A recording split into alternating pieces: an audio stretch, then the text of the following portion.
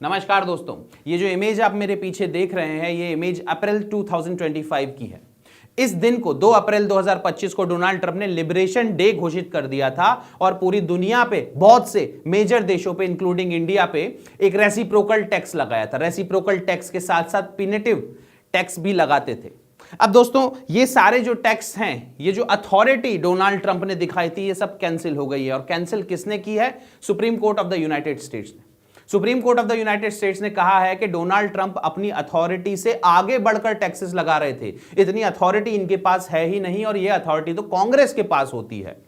तो दोस्तों इस पूरे वाक्य के बारे में आज चर्चा करेंगे कि सुप्रीम कोर्ट ने किस बेसिस पे अपना जजमेंट दिया है, कितना बड़ा ब्लो है। एक तरह से it's a great blow to the Trump administration कि उनकी पूरी फॉरेन पॉलिसीज पर डिपेंडेंट थी, टैरिफ वॉर पर डिपेंडेंट थी। 1 साल से वो लगातार लगे हुए थे। और ये भी जानेंगे कि डोनाल्ड ट्रंप ने क्या बोला और क्या एक्शन तत्काल इमीडिएट बेसिस पर ले लिया। तो मेरे साथ बन रही है, मेरा नाम है मयंक भारद्वाज और आप सबका स्वागत है श्रीराम्स आईएएस के यूट्यूब चैनल पे। Now before I begin I would like you to scan this.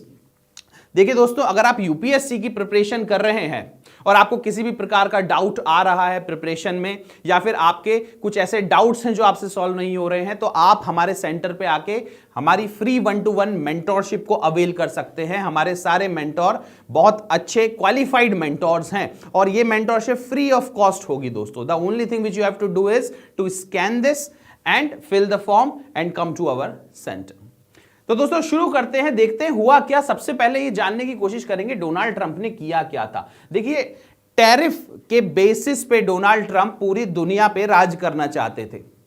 Donald Trump चाहते थे एक मुनरो डॉक्ट्रिन के तहत, जो कि बोलता था कि भाई वेस्टर्न हेमिस्फीयर में हमेशा जो राज होगा वो किसका होगा? यूनाइटेड स्टेट्स ऑफ अमेरिका का होगा।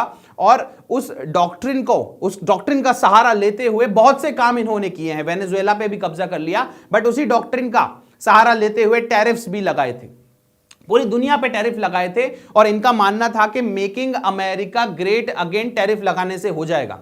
इनका मानना था कि अपने ही जो इंपॉर्टेंट अलाइज हैं, जैसे भारत एक बहुत इंपॉर्टेंट अलाई है, इसके ऊपर भी अगर टैरिफ लगा दिया जाए, और भारत से ज्यादा क्लोज अलाइज जो थे यूनाइटेड स्टेट्स के, उनके ऊपर भी इन्होंने टैरिफ लगाए थे।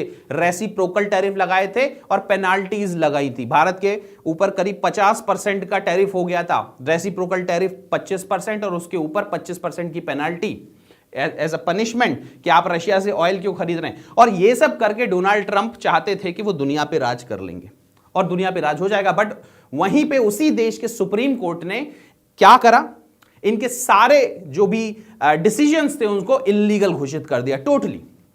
तो दोस्तों क्या करा? थोड़े समय पहले इनने across the board global tariff लगाए थे इंपोर्ट्स के ऊपर।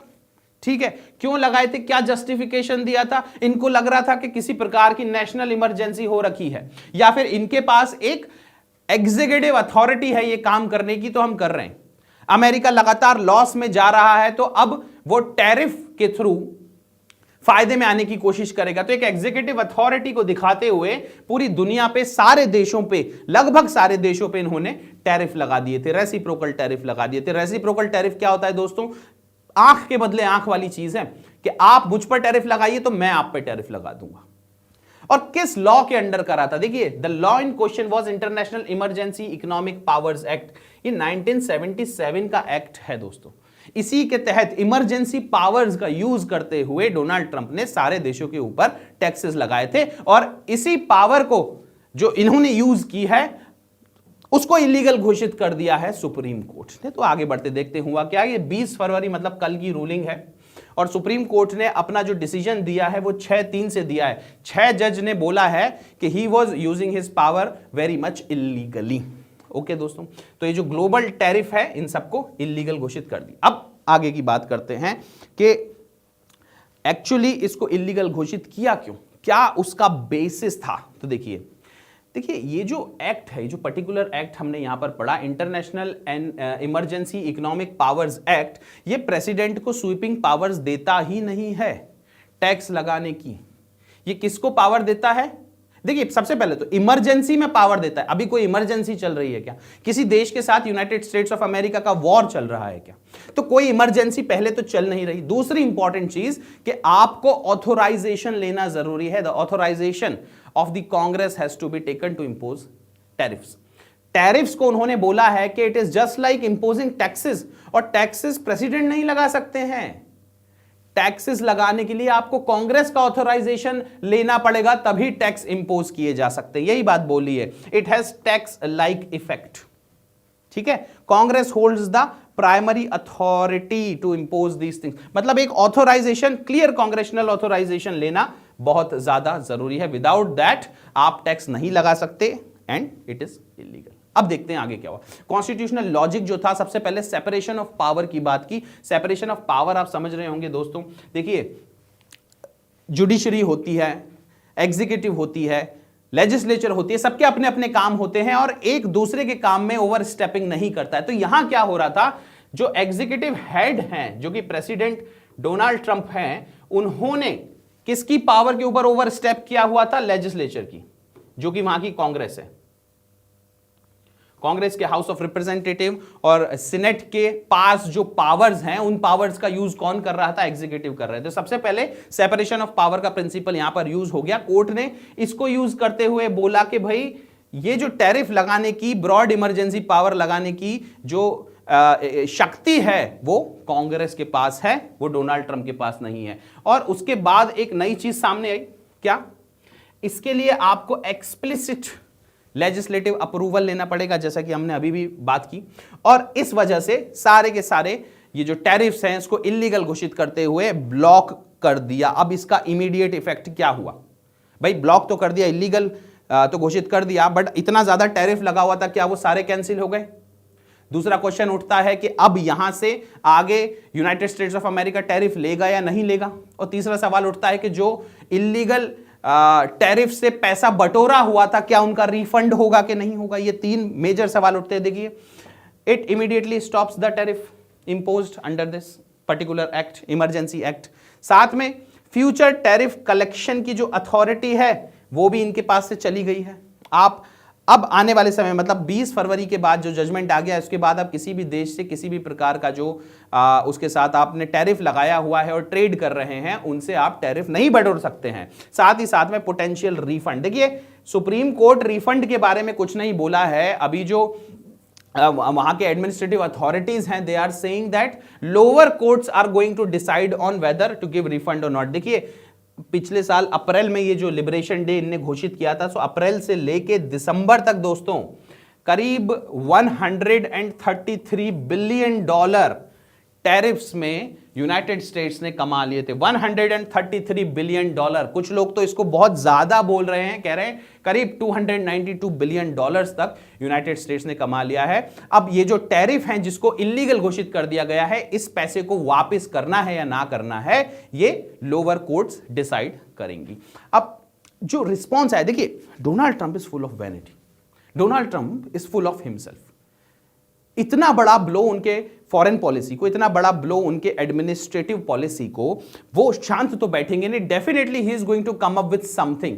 और सुप्रीम कोर्ट के जजमेंट के 2 से 3 घंटे के अंदर ही उन्होंने एक नया कदम उठा लिया। सबसे पहले तो डोनाल्ड ट्रंप आकर बोले कि he is very much disappointed by the जजेस who has given this judgement. उन्होंने कहा कि मेकिंग अमेरिका ग्रेट अगेन हो रहा था, बट ये जजेस बीच में आ रहे हैं और ये होने नहीं दे रहे हैं वो काम। They are not standing for what is right, ये कहा डोनाल्ड ट्रंप ने। ये भी कहा they are not standing for America. साथ ही साथ में उन्होंने मजाक उड़ाते हुए कहा जजेस का कि भाई मेरे पास पावर है कि मैं किसी देश को डिस्ट्रॉय कर सकता हूं, मेरे पास पावर है कि मैं किसी देश के ऊपर एम्बार्गो, उनका पूरा ट्रेड थ्रू एम्बार्गो अफेक्ट कर सकता हूं, उनका पूरा ट्रेड डिस्ट्रॉय कर सकता हूं। ये एक इमरजेंसी पावर्स हैं जो प्रेसिडेंट के पास होती हैं, बट मैं $1 का टैरिफ नहीं लगा सकता। मजाक करते हुए बोल रहे थे। ठीक है दोस्तों, तो इन्होंने रुके तो नहीं, क्या करा? न्यू एग्जीक्यूटिव ऑर्डर पास कर दिया। और जो पहले इमरजेंसी एक्ट 1977 का यूज हो रहा था, इस बार कुछ दूसरा ट्रेड एक्ट ऑफ 1974 को यूज करते हुए, उसका सेक्शन 122 यूज करते हुए ग्लोबल टैरिफ्स लगा दिए। 10% के ग्लोबल टैरिफ लग गए। इसमें इंडिया भी शामिल है। और ये सुप्रीम कोर्ट के जजमेंट के 3 से 4 घंटे बाद इन्होंने कर दिया। मतलब रुक नहीं रहे हैं एक जगह पर। जिस जो international emergency economic powers act के तहत अगर इनकी टैरिफ लगाने की पावर को इलीगल घोषित कर दिया है सुप्रीम कोर्ट ने, तो उन्होंने एक नया प्रोविजन ढूंढ लिया inside the law to impose this tariffs. आगे देखते हैं दोस्तों। बट देखिए ये जो टैरिफ है ये सिर्फ 150 दिनों के लिए लगाया जा सकता है। ये शॉर्ट टर्म है, लिमिटेड मेजर है, ये कोई परमानेंट मेजर नहीं है। वो इमरजेंसी मेजर था, वो परमानेंट मेजर था, ये एक शॉर्ट टर्म मेजर है। अब यहां से आगे क्या होगा, डोनाल्ड ट्रंप रुकने वाले नहीं है। इन्होंने कहा है कि अभी तक जो भी टैक्सेस हम दुनिया के ऊपर लगा रहे थे, अलग अलग देशों के ऊपर लगा रहे थे, वो काफी कम था। अब हम इसको और बढ़ाएंगे, अलग अलग प्रोविजन से इसको बढ़ाएंगे। तो देखिए नेशनल सिक्योरिटी टैरिफ, इस बेसिस को यूज करते हुए टैरिफ लगाए जा सकते हैं। साथ ही साथ में अनफेयर ट्रेड प्रैक्टिसेस या फिर रिटेलिएशन टैरिफ, इस बेसिस पे भी टैरिफ लगाए जा सकते हैं। अब इमरजेंसी पावर्स का यूज नहीं करेंगे तो इन्वेस्टिगेटिव पावर्स का या स्टैट्यूटरी प्रोविजंस और प्रोसीजर्स का यूज करते हुए टैरिफ लगा देंगे।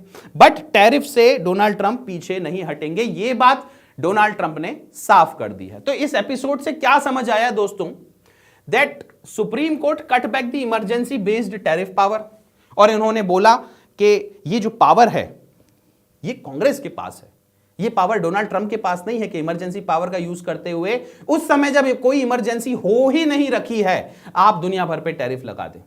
अब दोस्तों एक बात हमको करने लायक है यहां पर, that what is going to happen to the trade deal between United States and India. ये बात पूछी गई कल डोनाल्ड ट्रंप से कि भारत के साथ जो ट्रेड डील है उसका क्या होगा। तो उन्होंने कहा भाई ट्रेड डील तो रहेगी, everything is on, everything will be as it is. उन्होंने बोला कि देखिए जो भारत और यूएस के बीच की जो ट्रेड डील है और जो हमारी डील है उसमें साफ साफ है कि पहले यूनाइटेड स्टेट टैरिफ दिया करता था, अब इंडिया टैरिफ देगा। This is what he said. साथ ही साथ में टैरिफ का यूज करते हुए उन्होंने कहा कि उन्होंने काफी ज्यादा लड़ाइयां रोक दी हैं, करीब 8 लड़ाई रोक दी थी, और उसमें पहली लड़ाई जो उन्होंने रोकी, पहली वॉर जो उन्होंने रोकी, उसमें इंडिया पाकिस्तान का ऑपरेशन सिंदूर का नाम लिया। उन्होंने कहा कि just because of tariff I have stopped it. जो हमारे पड़ोसी देश के प्राइम मिनिस्टर हैं, उन्होंने कल बोर्ड ऑफ पीस में बोल दिया था कि डोनाल्ड ट्रंप जी आपने 35 मिलियन लोगों को बचा लिया है। तो आज डोनाल्ड ट्रंप फिर बोल दिए कि ठीक है न्यूक्लियर वॉर होने वाला था और हमने बचा लिया है। तो अपने टैरिफ इंपोजिशन का वो अलग अलग तरह से जस्टिफिकेशन देते रहते हैं, कहते रहते हैं कि हम इससे वॉर रोकते हैं, बट एक्चुअली ऐसा है नहीं दोस्तों। बहुत ध्यान से अगर देखें, so he just want to earn profit, और उसके लिए वो क्या ताक पर रख देते हैं, अपना यूनाइटेड स्टेट्स ऑफ अमेरिका का किसी भी एक पर्टिकुलर देश के साथ रिलेशन। बट ठीक है, अभी तो बोल रहे हैं कि भारत और यूएस के बीच जो ट्रेड डील है वो जैसी थी वैसी ही रहेगी। जो ट्रेड डील करने के बाद देखिए पेनाल्टी जो 25% की थी उसको हटा दिया था, जो रेसिप्रोकल टैरिफ था जो 25% था उसको घटा के 18% कर दिया था। तो अभी ये जो 18% भारत के ऊपर टैरिफ लगा हुआ था, अब ये तो इलीगल घोषित हो गया है। तो अब क्या होगा दोस्तों, अब ये जो 10% टैरिफ लगाया है 1974 के एक्ट के तहत, ट्रेड एक्ट ऑफ 1974 के तहत जो ग्लोबल टैरिफ में 10% टैरिफ लगाया है, इसमें इंडिया भी शामिल है। तो इंडिया के ऊपर अब 10% टैरिफ है, ना कि 18%। और जो यूनाइटेड स्टेट्स ऑफ अमेरिका के साथ हमारी ट्रेड डील है दैट इज ऑन, ये बोला है डोनाल्ड ट्रंप ने। तो देखते हैं दोस्तों आगे क्या होता है। इतनी जल्दी बैक डाउन करने वाले हैं नहीं डोनाल्ड ट्रंप, जरूर निकल कर आएंगे। सुप्रीम कोर्ट को क्रिटिसाइज कर दिया है, क्रिटिसाइज इस लेवल तक किया है कि वो कंटेम्प्ट भी काउंट किया जा सकता है। But let's see what happens and let's see how the deal between the United States of America and India moves forward. So thank you very much for joining me. Have a nice day and Jai Hind.